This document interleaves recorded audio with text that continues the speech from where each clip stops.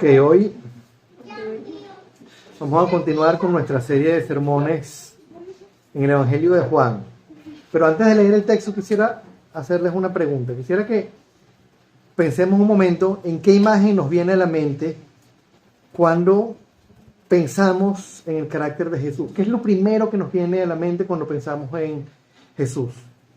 Y por lo general, lo primero que nos viene a la mente, lo primero que pensamos cuando nos imaginamos a Jesús, es en Él como la personificación del amor, como la bondad hecha ser humano, como el perfecto hombre, el amor perfecto, el perdón perfecto, la misericordia perfecta, la gracia perfecta. Pensamos en Él como el que todo lo perdona, como el que se ofrece, en Jesús como la personificación del amor. Pero en el pasaje que vamos a estudiar hoy, vamos a encontrarnos con una faceta del Mesías que no nos gusta. Vamos a ver una faceta de Jesús que choca con lo que nosotros queremos ver en Él. En lugar del hombre apacible, del hombre amoroso, vamos a ver un Jesús visiblemente molesto, visiblemente airado. Un Jesús que no ocultó su molestia, sino que la expresó abiertamente, incluso de manera violenta. Quiero que leamos este texto haciéndonos una pregunta. Leamos el texto con esta pregunta en la mente. ¿Qué fue lo que provocó en Jesús una molestia tan grande que lo llevó a expresar su ira de manera abierta aquel día en el templo? ¿Qué fue lo que pasó ahí que llevó a Jesús a expresar su ira de esa manera? Un hombre que era apacible, Dios hecho hombre, la personificación del amor, que trataba a los pecadores con misericordia. De pronto lo vemos desatando su ira y desatando su molestia por una situación. ¿Qué fue lo que llevó a Jesús a actuar de esta manera? Vamos a abrir nuestras Biblias en el Evangelio de Juan. Vamos al capítulo 2 y vamos a leer los versículos 13 al 25. Y la palabra dice así: Cuando se aproximaba la Pascua de los judíos, subió Jesús a Jerusalén. Y en el templo halló a los que vendían bueyes, ovejas y palomas, e instalados en sus mesas a los que cambiaban dinero.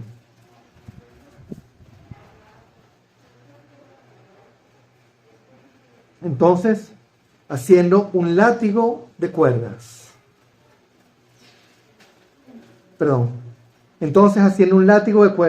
echó a todos del templo juntamente. Que estaba arreglando el micrófono. Voy a leer un poquito desde antes. Entonces, haciendo un látigo de cuerdas, echó a todos del templo juntamente con sus ovejas y sus bueyes. Regó por el suelo las monedas de los que cambiaban dinero y derribó sus mesas. A los que vendían palomas les dijo: ¡saquen esto de aquí! ¿Cómo se atreven a convertir la casa de mi padre en un mercado? Sus discípulos se acordaron de que está escrito: el celo por tu casa me consumirá. Entonces, los judíos reaccionaron preguntándole: ¿qué señal puedes mostrarnos para actuar de esta manera? Destruyan este templo, respondió Jesús, y lo levantaré de nuevo en 3 días. Tardaron 46 años en construir este templo, y tú vas a levantarlo en 3 días. Pero el templo al que él se refería era su propio cuerpo. Así pues, cuando se levantó de entre los muertos, sus discípulos se acordaron de lo que Jesús había dicho y creyeron en la Escritura y en las palabras de Jesús. Mientras estaba en Jerusalén durante la fiesta de la Pascua, muchos creyeron en su nombre al ver las señales que hacía. En cambio, Jesús no les creía porque los conocía a todos. No necesitaba que nadie le informara nada acerca de los demás, pues él conocía el interior del ser humano. Vamos a orar, vamos a pedirle al Señor que nos dirija en este momento, que sea Él hablándonos, que sea Él confrontándonos con su palabra y guiándonos a través de este texto. Padre, queremos darte las gracias, Señor, por el privilegio que hoy tenemos de estar acá. Porque en medio, Señor, de nuestra incredulidad, en medio de nuestra desobediencia, en medio de nuestra falta de fe, en medio de nuestra realidad caída, Señor, tú hiciste lo que nosotros no podíamos hacer. Y hoy nos permites estar aquí delante de ti, alabándote, conociéndote, estudiando tu palabra, oyéndote, Señor. Te pedimos que guíes tú este tiempo, que nos ayudes tú a entenderte, a conocerte, que seas tú, Señor, haciendo la obra que nosotros no podemos hacer. Queremos alabarte, queremos glorificarte, queremos honrarte, Señor, pero no podemos hacerlo por cuenta propia. Transfórmanos, Padre. Produce tú en nosotros el fruto que nosotros no podemos producir. Guíanos, haz de nosotros esos siervos dispuestos, esos siervos útiles que tú quieres que sean. Te damos el honor y la gloria por siempre, en el nombre hermoso y poderoso de nuestro Señor Jesucristo. Amén y amén. Ok, como dije hace un momento, en ese texto nos encontramos con un Jesús que no nos gusta, con un Jesús diferente al que nosotros quisiéramos cruzarnos en el camino. A ninguno de nosotros nos hubiese gustado estar ahí en ese momento, viendo a Jesús con un látigo de cuerdas en la mano y hablando en contra de nosotros, diciéndonos: saquen esto de aquí, ustedes han convertido la casa de mi padre en un mercado. Creo que a nadie en su sano juicio, ningún cristiano en su sano juicio quisiera estar en los zapatos de aquellas personas que estaban aquel día en el templo. Sin embargo, lo que vemos aquí es un lado de Jesús tan real como el lado amoroso, como el lado misericordioso. Y aunque no nos guste, es un lado que nos revela un aspecto importantísimo sobre el propósito de su ministerio. ¿Qué fue lo que llevó a Jesús a actuar de esta manera? ¿Por qué, si él caminó con pecadores, se sentó en la mesa con pecadores, en aquella situación actuó de una manera tan airada? ¿Por qué el contraste? Y lo que vamos a ver hoy es básicamente en este texto una serie de aspectos, 3 aspectos sobre la purificación del templo, que es lo que este pasaje nos está mostrando. Y lo primero que quisiera que veamos es qué fue lo que detonó la ira de Jesús, cuál fue el detonante de la ira de Jesús. Y permítanme comenzar leyendo nuevamente los versículos 13 y 14. Cuando se aproximaba la Pascua de los judíos, subió Jesús a Jerusalén, y en el templo halló a los que vendían bueyes, ovejas y palomas, e instalados en sus mesas a los que cambiaban dinero. Vamos a ver un momento el escenario que tenemos aquí. Se trataba de la fiesta de la Pascua, una de las fiestas obligatorias a las que todos los judíos debían acudir. Acudían en masa a Jerusalén e iban al templo a ofrecer los sacrificios anuales para el perdón de los pecados. Era la fiesta de alguna manera más importante que ellos tenían. Una fiesta crucial en la que se ofrecía el cordero de Pascua. Eso quiere decir que estos vendedores, estos hombres, estos cambistas que estaban cambiando el dinero, con el visto bueno de los sacerdotes, de los líderes religiosos, estaban haciendo negocios en base al sistema de sacrificios establecido por Dios para el perdón de los pecados. Ellos no estaban vendiendo sandalias, vendiendo telas, vendiendo recuerditos del templo. Estaban vendiendo los animales para el sacrificio y ofreciendo el cambio para que el trueque se pudiese hacer. No estamos hablando de una situación cualquiera. Estamos hablando tal vez de la situación más importante para el pueblo judío. El momento de ese ofrecimiento, del sacrificio que les concedía el perdón. Dicho de manera sencilla, en el templo se estaban vendiendo los animales para el sacrificio. Se estaba proveyendo el cambio para que quienes venían con monedas de otros lugares pudieran comprar. Casi que nos pudiéramos imaginar un eslogan. Si hoy en día hiciéramos algo similar, no traigan sus animales, viajen cómodos, viajen ligeros. Nosotros nos encargamos del resto. No se preocupen, que nosotros le proveemos el sacrificio. ¿A costa de qué?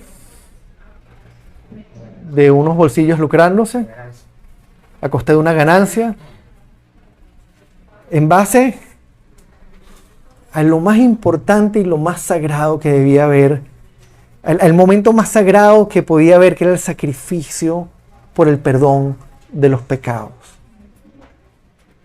De nuevo, no era sencillamente entraron al templo y ahí había un poco de gente vendiendo baratijas o vendiendo telas o vendiendo recuerdos o vendiendo ropa o telas o especies, no. Vendiendo los animales para el sacrificio. Vamos a ponernos en la imagen de un mercado público de aquella época, donde hay una cantidad enorme de personas, hay un gentío. Y todos están ahí tratando de sacar provecho de los demás. Los que venden tratando de vender más caro y los que compran regateando. Y es un toma y dame. Buscando ahorrarme yo el dinero y ellos buscando ganar más plata.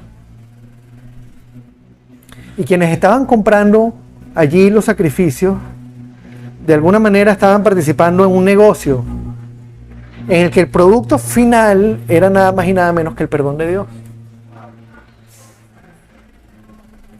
No se trata de un intercambio comercial con un propósito cualquiera, era un intercambio comercial que era parte del proceso que conducía al perdón.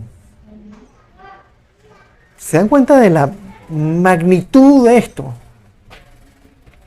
Esto no era una situación cualquiera. Lo que genera la reacción de Jesús tiene que ver con el hecho, con lo que ellos estaban violentando con esta práctica. El momento más solemne, más importante del año. El tiempo en que los judíos acudían masivamente a Jerusalén. Participaban de la Pascua, ofrecían los sacrificios por el perdón de los pecados. Se había reducido para unos a un negocio lucrativo y para otros a un momento de regateo. A ver cómo me ahorro unos reales y no pago tanto por el cordero o por el animal que voy a sacrificar.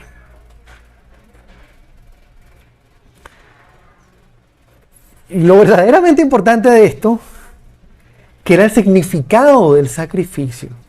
El por qué ese animal debía ser ofrecido y el Dios al cual debían adorar en ese lugar. El Dios que les estaba concediendo el perdón que ellos no merecían en base a un sacrificio sustitutivo. Había quedado en segundo plano. La esencia de lo que ahí estaba pasando se había desplazado. Y algo que debía ser lo más importante para ellos se había convertido ni siquiera en un ritual, sino en un negocio, en un intercambio comercial. Tal vez no para todos, pero sí para los que estaban en ese momento negociando.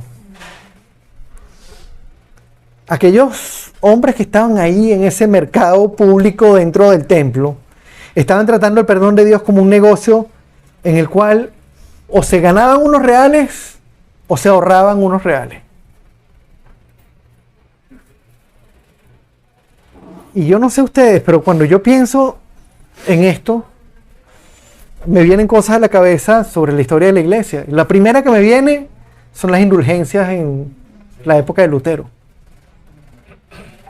La iglesia vendiendo indulgencias para ofrecer perdón a la gente. Pero uno lo piensa y la aplicación también nos toca a nosotros hoy en día. ¿Cuántas iglesias no hay que animan a sus miembros a ofrendar para que Dios los prospere o los sane o los perdone? Yo no sé si ustedes conocen a alguien que haya sembrado una camioneta o un apartamento y que le haya entregado ese apartamento o esa camioneta o ese vehículo o ese bien material a la iglesia con la promesa de que Dios lo va a prosperar a cambio. Yo conozco personas que lo han hecho. Ese tema de sembrar, que está tan de moda,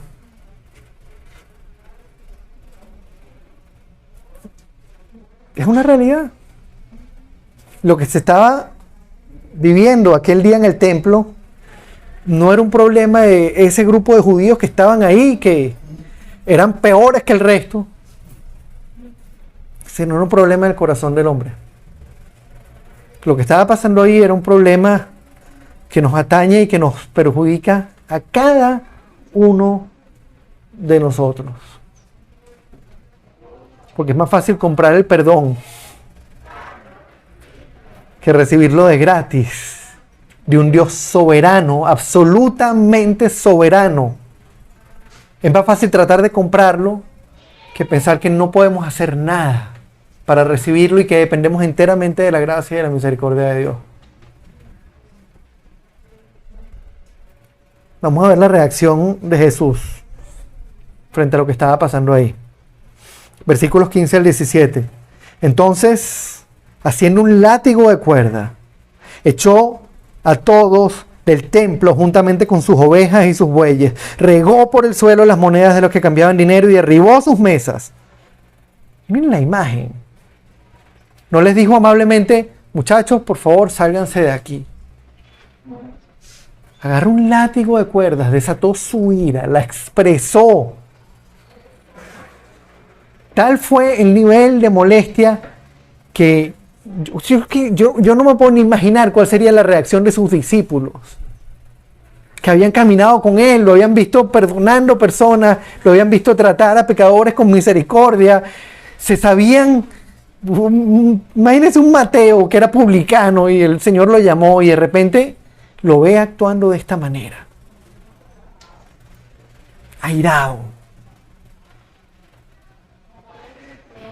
Saquen esto de aquí. ¿Cómo se atreven a convertir la casa de mi padre en un mercado?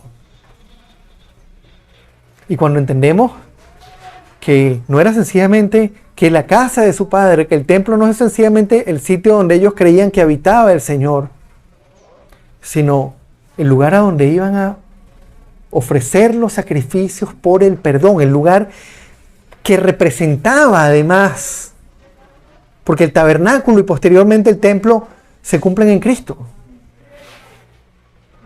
El tabernáculo y el templo eran sencillamente una sombra de la obra del ministerio de Jesús, donde ellos iban sin poder salvarse a sí mismos, iban a ofrecer un sacrificio para que alguien muriera, para que un animal sin mancha muriera en lugar de ellos.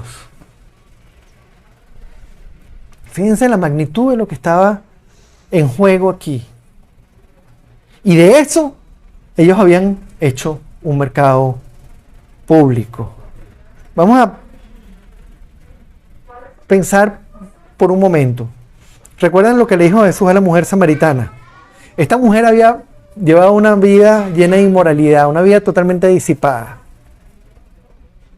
Una vida vergonzosa a los ojos incluso de su comunidad. Y el Señor le dice, cuando le pregunta, cuando le dice, trae a tu marido, y ella dice, no tengo marido. Y él le dice, bien has dicho que no tienes esposo, has tenido 5 y el que ahora tienes no es tu esposo. Él no le dice, te conozco, muchachita. Estás arrejuntada con uno y has tenido 5. Eres una pecadora, eres una... Bien has dicho.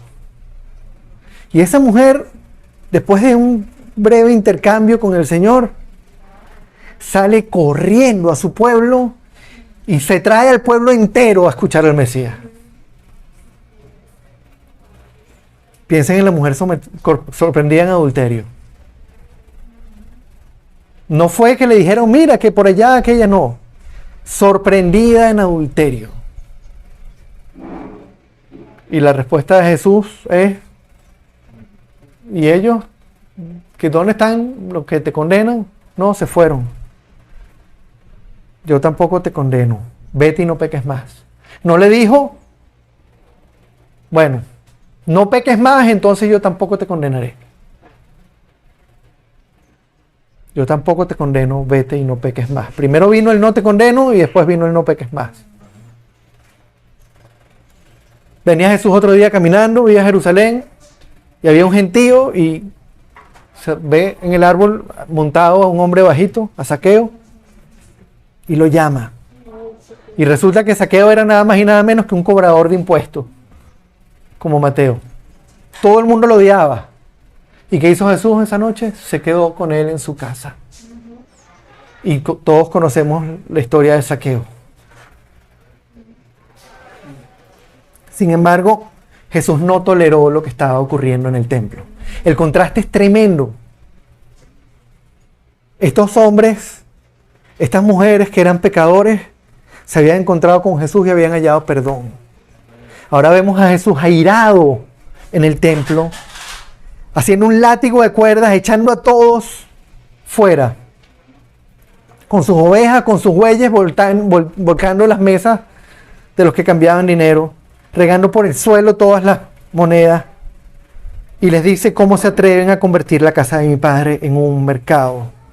Hermanos, ¿se dan cuenta de que lo que detonó la ira de Jesús fue el hecho de que tanto los mercaderes como los que compraban estaban pensando que podían negociar con las bendiciones de Dios, comenzando con el perdón, pero es extensible.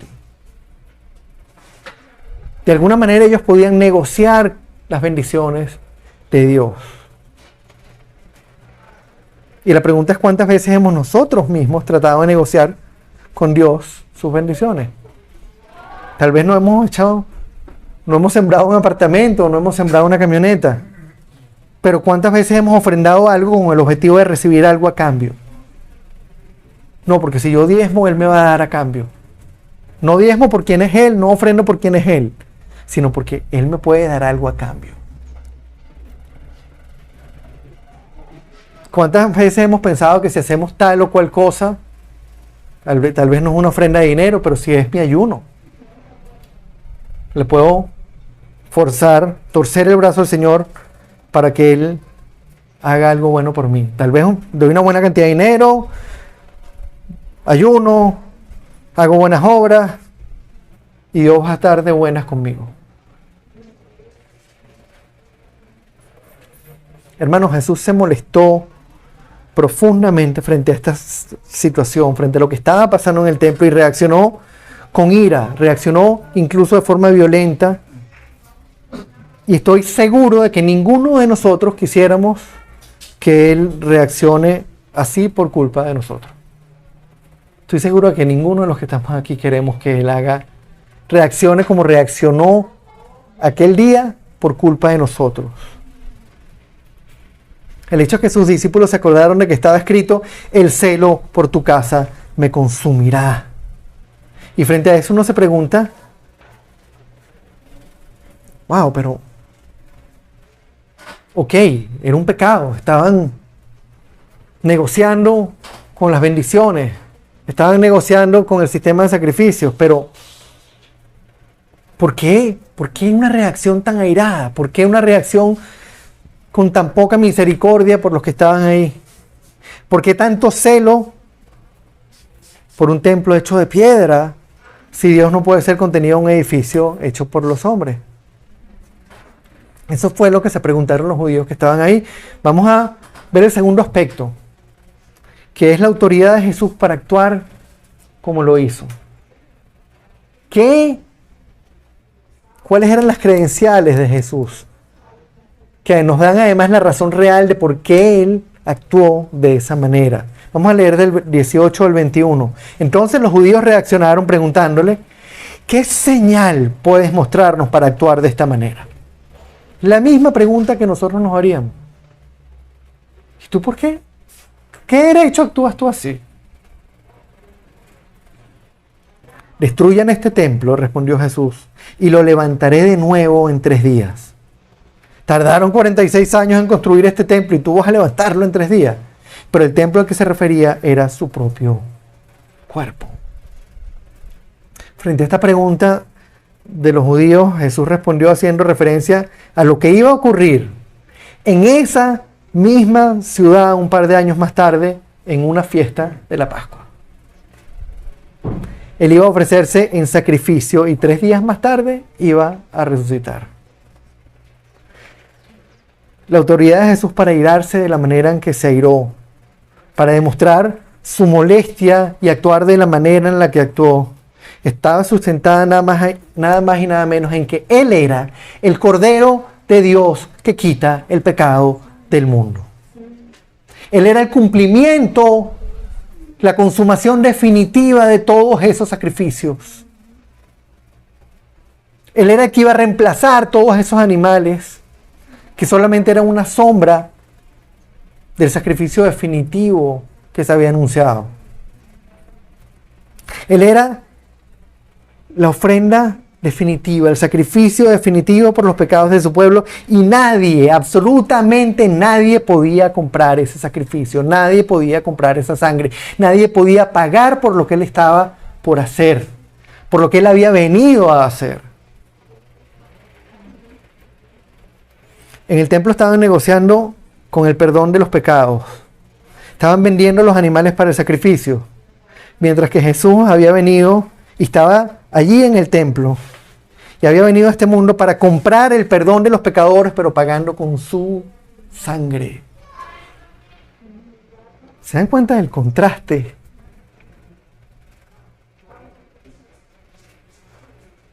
Estaban ellos tratando de comprar con dinero los sacrificios, cuando tenían al Cordero de Dios que quita el pecado del mundo delante.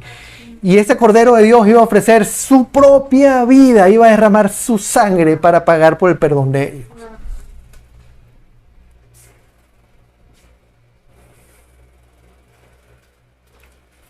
¿Se dan cuenta de por qué Jesús se airó de esta manera? No se trataba sencillamente de que estaban vendiendo cosas en el templo. Yo muchas veces veía este pasaje y decía, bueno, es que estaban deshonrando el templo. Donde estaba el Señor, ellos estaban vendiendo cosas. Y lo reducía a eso. Pero en estos días que empecé a estudiar el pasaje otra vez, y lo estudiaba, y lo estudiaba, y lo estudiaba, de repente algo que estaba ahí, que parecía, que ahora me parece evidente, estaba en el texto. Y no me había percatado de la magnitud de lo que esta gente estaba haciendo. No estaban vendiendo sandalias, estaban vendiendo el perdón. Estaban negociando con el sistema de sacrificios que Jesús había venido a abolir con su sangre. Todo ese sistema que Él había venido a cumplir, a consumar. Hermanos, el perdón de Dios no se compra ni se negocia de ninguna manera. Como pecadores no hay nada que nosotros podamos ofrecer a Dios para reconciliarnos con Él o para ganar su favor. Ni nuestras buenas obras, ni nuestra obediencia, ni nuestro ayuno, ni nuestras oraciones, ni nuestro estudio de la palabra, ni el tiempo que pasamos predicando el Evangelio a otros. No hay nada que podamos hacer por cuenta propia para reconciliarnos con Él, para ganar su favor. Las bendiciones de Dios, comenzando por su salvación, se reciben por pura gracia, como lo estábamos cantando hace un momento. Y esa gracia reposa única y exclusivamente en el sacrificio de Jesús en la cruz. Esa gracia no es gratis. Es gratis para nosotros, pero no lo fue para Él. Esa gracia está sustentada, el perdón está sustentado en que Él se hizo hombre y vino a morir. No es sencillamente que Él dijo, dejo pasar las ofensas. Los perdono y no me importa lo que hicieron. Alguien tenía que morir, alguien tenía que tomar nuestro lugar, alguien tenía que recibir la ira y lo hizo Él mismo. Vamos a recordar ahora. Él mismo lo hizo. Y eso es Tremendo. Él es el Cordero de Dios que quita el pecado del mundo. Él es el camino, Él es la verdad, es la vida y nadie llega al Padre sino a través de Él. Hermanos, cualquier intento de obtener las bendiciones de Dios, comenzando con nuestra salvación, que se base en lo que nosotros podemos ofrecerle a Él, significa una ofensa, significa una afrenta en contra del ministerio de Jesús y el carácter de Dios. Pensar que nosotros podemos acceder al perdón de Dios por cuenta propia es una afrenta contra la gracia y contra el ministerio de Jesús en la cruz. Y eso es de alguna manera lo que estaba pasando aquel día. Y eso puede pasar de muchas maneras.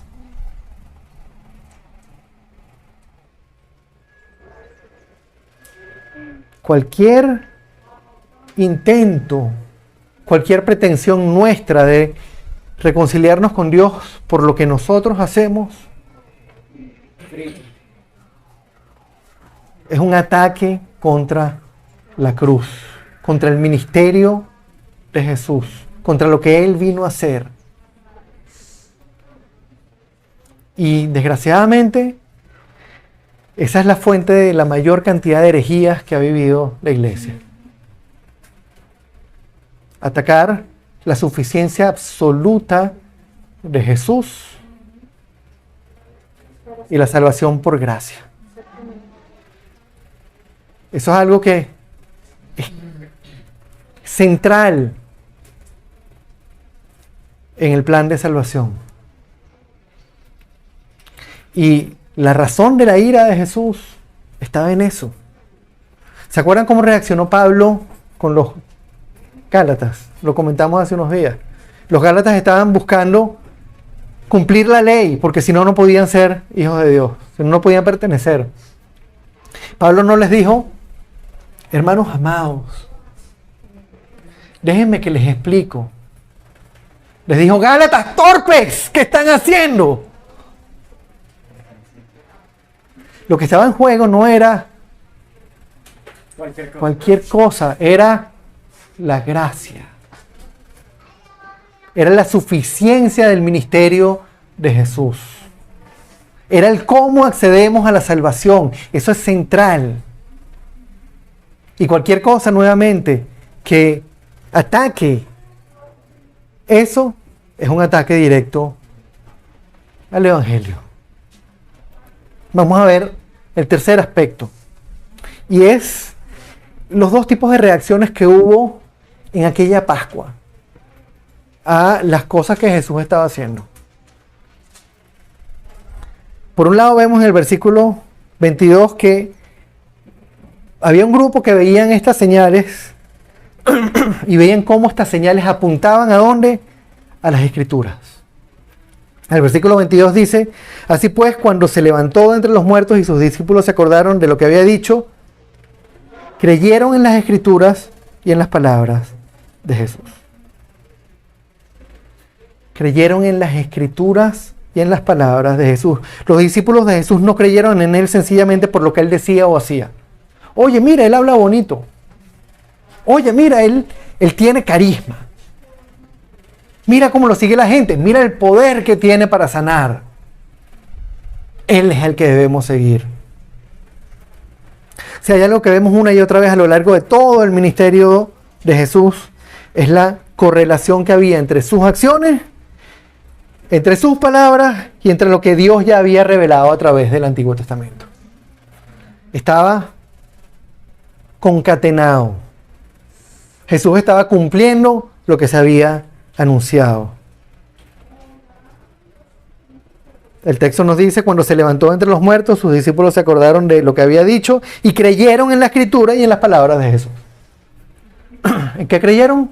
En la Escritura y en las palabras de Jesús. Ellos veían las señales y veían la palabra y veían la relación y veían el cumplimiento y veían la consumación de lo que ya se había anunciado. Las señales que Él hizo, las acciones que realizó, las palabras que dijo, todo apuntaba a las Escrituras y el plan redentor que ya Dios había venido revelando a lo largo de todo el Antiguo Testamento. Ahora hay una segunda reacción. que es los que veían en las acciones, los milagros de Jesús, y lo buscaban porque era alguien que podía beneficiarlos. Lo buscaban por razones egoístas. Fíjense los versículos 23 al 25. Mientras estaba en Jerusalén, durante la fiesta de la Pascua, muchos creyeron en su nombre al ver las señales que hacía. Y uno diría, wow. Muchos creyeron en él. En cambio, Jesús no les creía porque los conocía a todos. No necesitaba que nadie le informara nada acerca de los demás, pues él conocía el interior del ser humano. Fíjense qué ruda esta declaración. Muchos creyeron en su nombre al ver las señales, pero Jesús no les creía porque los conocía a todos. En el capítulo 6 de Juan, después de la alimentación de los 5,000, viene aquel grupo siguiéndolo. Él se va en la noche, cruza el mar de Galilea y esta gente lo sigue. Y apenas se encuentran con él, en lugar de decirles, aquí estoy muchachos, qué bueno que me están siguiendo, él les dice, ciertamente les aseguro, eso está en Juan 6:26, ciertamente les aseguro que ustedes me buscan no porque han visto señales, sino porque comieron pan hasta llenarse.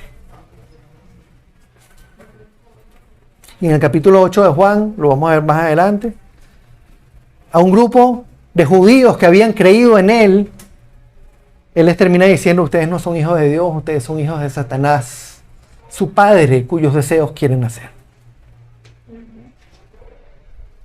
El problema está en lo que ellos estaban creyendo y en el Jesús en el que ellos estaban creyendo y por qué lo estaban buscando. Es una realidad que muchos seguían a Jesús por lo que ellos esperaban que Él les diera. Y hermanos, esto ha continuado ocurriendo a lo largo de la historia de la iglesia. Eso no es algo que ocurrió allá y ya no ocurre. La pregunta es, ¿en qué grupo estamos nosotros? ¿En el de los que siguen y adoran a Jesús por quien es Él? ¿Al Jesús de las Escrituras? ¿Al Cordero de Dios? ¿Al que salva por gracia? ¿O estamos en el grupo de los que lo buscan por lo que Él puede dar? Por lo que Él puede ofrecer, por la prosperidad, por la sanación, por el bienestar. Y lo cierto es que no importa lo que nosotros digamos frente a las demás personas. Él conoce nuestro corazón y sabe mejor que nosotros en qué grupo estamos.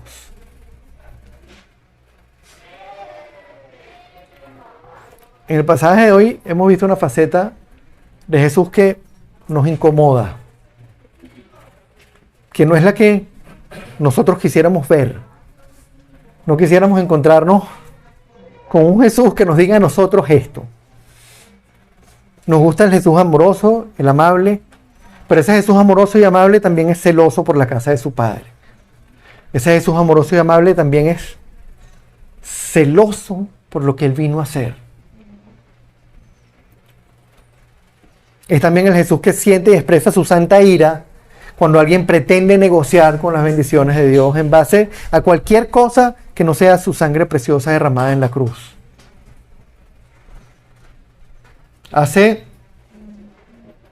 algún tiempo escuché a un predicador, no recuerdo quién fue, pero creo que era Alistair Begg, que contaba una historia, era una especie de chiste, en el que él decía que había llegado un hombre al cielo y cuando llega le dicen, ok, ¿de qué denominación vienes tú? ¿De qué qué? Ok, a ver, enumérame las doctrinas de la gracia. ¿Las doctrinas de qué? Bueno, pero tú debes tener alguna clase de méritos para estar aquí. Mérito. ¿Cómo llegaste tú aquí, chico? No sé, el hombre de la cruz me dijo que entrara. El hombre de la cruz. Los méritos no son nuestros. Los méritos son suyos. Y cualquier intento por ganarnos el favor de Dios que no se base en los méritos de Jesús, lo único que yo puedo decirle a Dios en el momento que Él me diga, ¿tú qué haces aquí? Porque tu hijo pagó por mi salvación. Amén. Es porque tu Hijo derramó su sangre por mí. Y porque la justicia que tú ves no es mi justicia, sino la suya.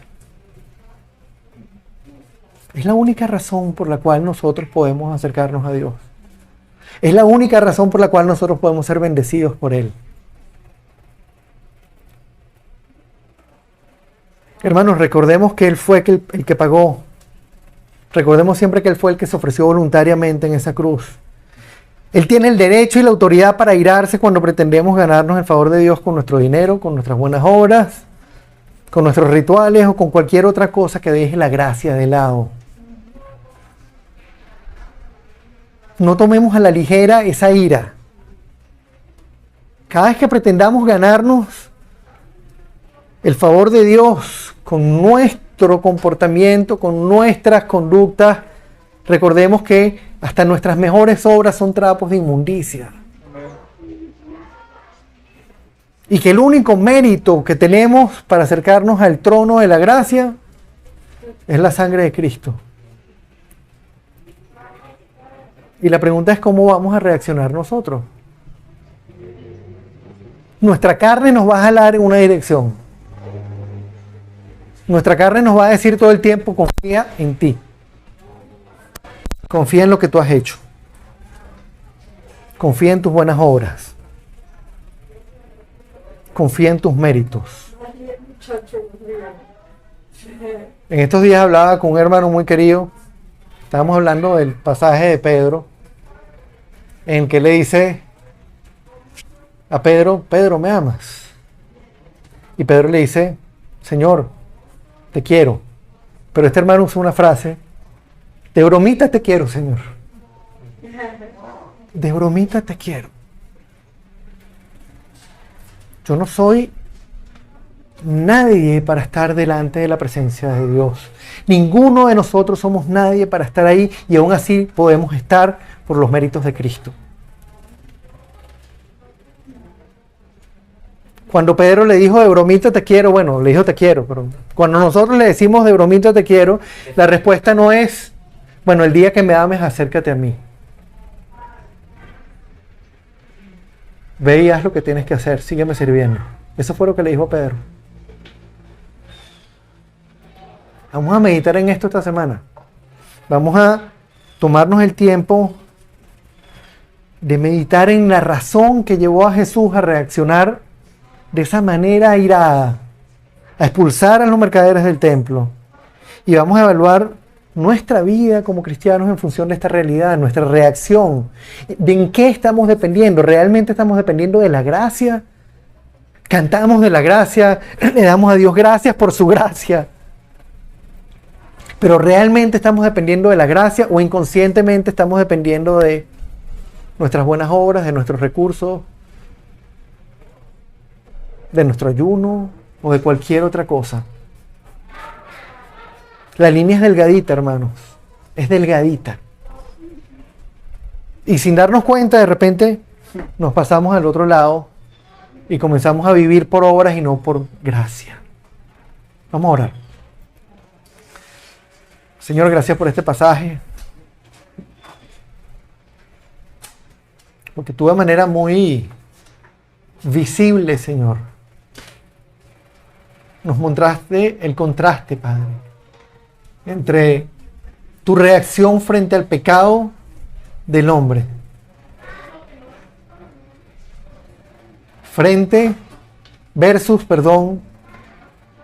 tu reacción frente a la pretensión del hombre de agradarte por cuenta propia, Señor. Tú nos mostraste claramente, Padre,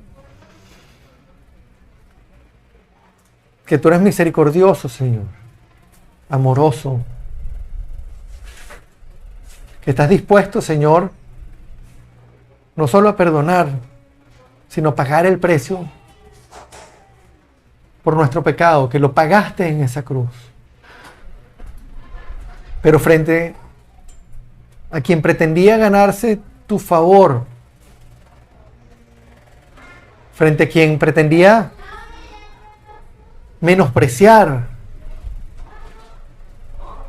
ese sistema de sacrificios que apuntaba a la cruz, Señor. Y que se cumpliría nada más y nada menos que en el Cordero de Dios que quita el pecado del mundo. Tú reaccionaste iracundo. No ocultaste tu molestia, Señor. Hoy te pedimos, Padre, que nos ayudes, Señor. Nos ayudes a vernos a nosotros mismos a la luz de esta realidad. Nos ayudes a ver nuestra vida, Señor, a la luz del ejemplo que nos das en este pasaje. Reconocemos, Señor, que hablamos de tu gracia, cantamos a tu gracia, por tu gracia, acerca de tu gracia. Pero muchas veces, Señor, terminamos dependiendo de nuestra capacidad, de nuestra inteligencia, de nuestros recursos. Y se nos olvida, Señor, que el mérito absoluto es tuyo, Señor. Gracias, Padre, por este pasaje. Gracias por el privilegio que nos da, Señor, de sabernos hijos tuyos por tu gracia. Gracias por el privilegio de sabernos mensajeros tuyos, Señor. Y porque siendo quienes somos, podemos salir a glorificar tu nombre, podemos salir a anunciar las buenas nuevas y podemos ser, Señor, mensajeros del Rey de Reyes. Gracias, Señor. Ahora que vamos a participar en la Santa Cena, Señor, que recordemos este pasaje y que participemos, Señor, de esta ordenanza con una conciencia clara de nuestra dependencia en tu gracia.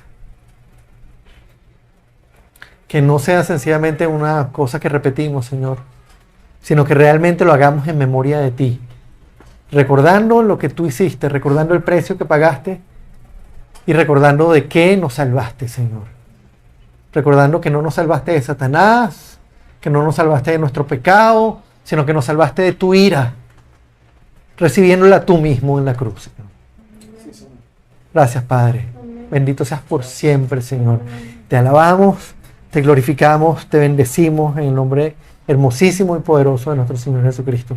Amén y amén.